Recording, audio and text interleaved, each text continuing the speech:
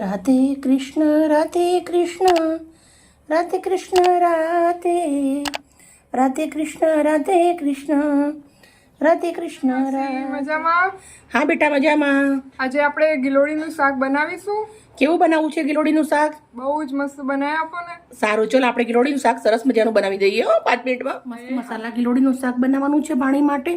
પણ ગિલોડી પાણીએ સમારી દીધી છે, પણ આપણે આવી રીતે બંને બાજુથી કટ કરી અને હું તમને બતાવી દઈશ. ગિલોડી પહેલાં મેં ધોઈ નાખી હતી અને પછી સમારું છું. ધોયા પછી સમાર્યા પછી નથી ધોવાની, પહેલાં ધોઈ નાખવાની. બંને બાજુથી આપણે આવી રીતે કટ કરી લેવાના છે.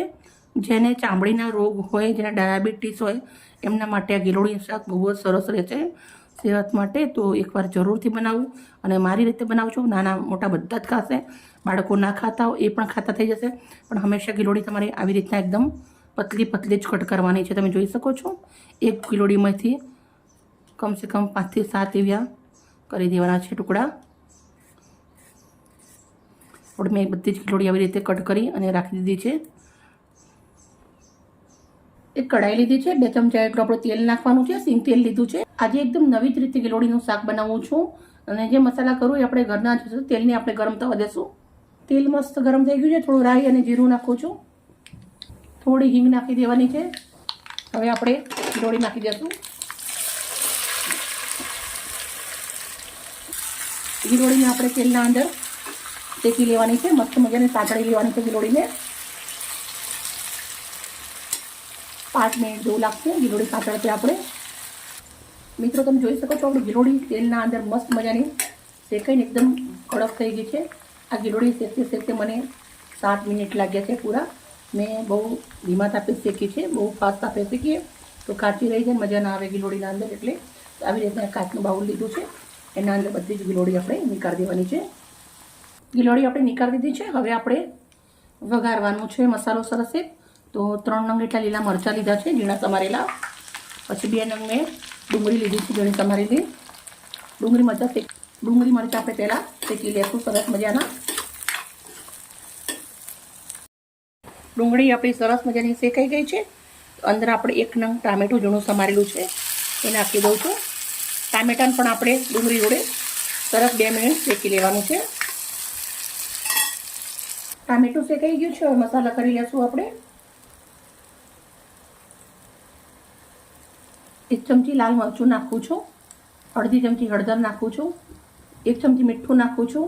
1 ચમચી ધાણા જીરું. થોડું પાણી નાખ્યા પછી આપણે સરસ મજાનો મસાલાને ઉકળવા દેવાનું છે. આદુ લસણની પેસ્ટ આપણે 1 ચમચી એટલી અંદર નાખી દેવાની છે. ચાટ મસાલો નાખવાનો છે થોડો. જે મસાલો ઉકળે છે એના અંદર જ નાખી દઉં છું. હવે આપણે સરસ મિક્સ કરી દઈશું. આપણે જે ગિલોડી તરેલી છે એ હવે નાખી દેવાની છે. પાણીને એકદમ ચટપટું અને નવું જોઈએ છે, તો આપણે એકદમ નવી રીતે બનાવ્યું છે. તમારા જોડે આદુ લસણની પેસ્ટ તૈયાર ના હોય તો તમે આદુ અને લસણ વાટીને પણ નાખી શકો છો.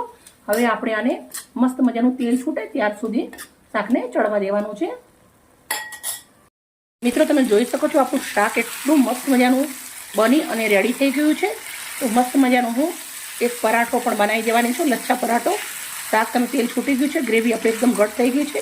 તો લચ્છો પરાઠો બની અને મળીએ તમને. પરાઠો આપણે સરસ મજાનું બનીને બાજુથી શેકી લઉં છું. એકદમ લચ્છા પરાઠો બનાવ્યો છે સરસ મજાનું. પરાઠો આપણો શેકી ને રેડી થઈ ગયો છે. તો પ્લેટના અંદર લઈ લઈશ. હવે આપણે સબ્જી નીકાળશું. બાઉલના અંદર સબ્જી નીકાળી દઈશું. ગરમા ગરમ પરાઠો અને મસ્ત મજાનું ગિલોડીનું મસાલાવાળું શાક. મિત્રો એકદમ સિમ્પલ ડીશ છે અને એકદમ ટેસ્ટી બનાવ્યું છે. ઓકે બાય મિત્રો. તમારું તમારા પરિવારનું ધ્યાન રાખજો. ગરમી બહુ જ છે અને એકદમ સિમ્પલ અને ટેસ્ટી બનાવીને જમજો. Okay bye. કાલે મળીશ નવી રેસીપી સાથે.